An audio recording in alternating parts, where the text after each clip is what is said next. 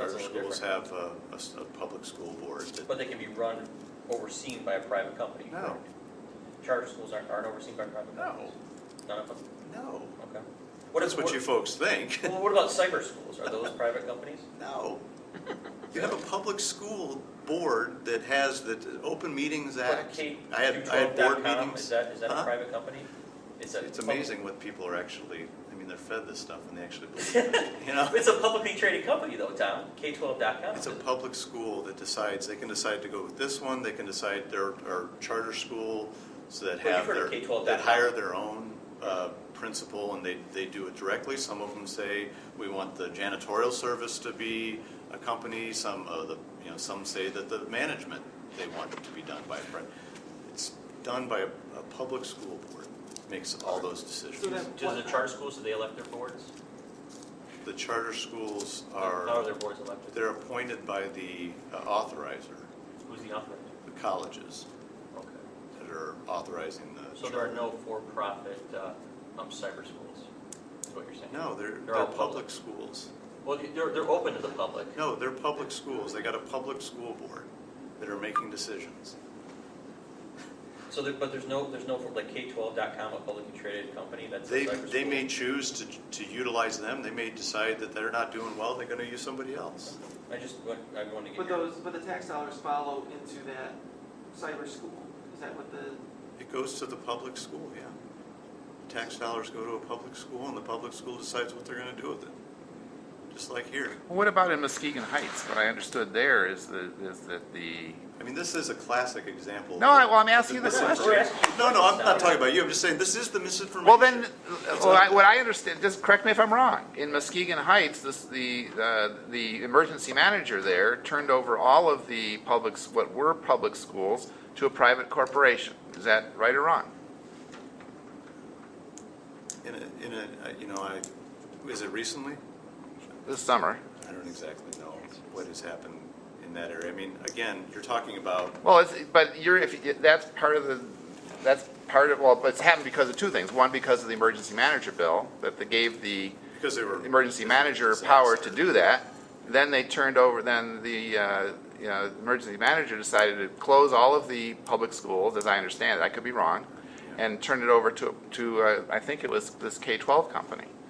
So they're not any law. And then what they do is they fire, this like they do here when they privatize services. They fire all the teachers in this case, and then the K-12 may or may not hire the teachers back, and usually they hire them back at lower salaries and lower benefits, so they can make a bigger profit. And how are the kids doing growth-wise? I don't know. That's something you ought to look into, I Tom. mean, if they were doing really bad, I hope you would agree something needed to be done. And if they were belly up and Well, putting there's our tax dollars at risk, I hope a whole bunch of reasons why children might not do well in school, and it's usually not the fault of the teachers. Governor Snyder sends his children to a private school. He pays something, I read something about $17,000 per child to send his kids to a private school. I'd much rather, there are studies that show that spending money on school is a lot more efficient than the kids ending up in prison. I'd much rather spend that money on the students, have a much higher per capita rate for the students than spend it on $35,000 a year on prison, putting kids in prison, putting people in prison. And there's a direct correlation between spending money on education and how many end up in prisons. We're warehousing, I think our prison budget is something like 30% of the state budget, as I understand it. Right. So I'd much rather take that money out of prisons and put it into students, educating students, so they don't end up in prison. So, anyways, but where does that money go for, like, with the cyber schools? When they go to that, so it's money still going to the public schools, and then they pay the cyber school? How does that work? They pay, the cyber school would pay their bills, and so they pay their bills with the money that the foundation grant that they get. One of them is to the company that's providing the software and the infrastructure, another to the janitor's company if they have a contract for that, or if they might have employees that they pay. They pay their bills with it. Because they're showing like that K-12 thing, whatever, I mean, they're making huge profits, I mean, huge. Yeah, they're associated with Michael Milliken of Junk Butts. Yeah, it's, you know who he is. I mean, we're all familiar with him. Well, so that's Michael Milliken was a bad guy. Carolina, and Ohio. ALEC's education agenda includes online schooling as well. Take a careful look, and you'll find the profit motive there, too. What you see is corporations that have a direct benefit, whose bottom line directly benefits from these bills, voting on these bills in the ALEC task force. And so corporations like Connections Academy, corporations like K-12, they have a direct financial interest in advancing this agenda. Those corporations, Connections Academy and K-12, which specialize in online education, can profit handsomely from laws that direct taxpayer money toward businesses like theirs.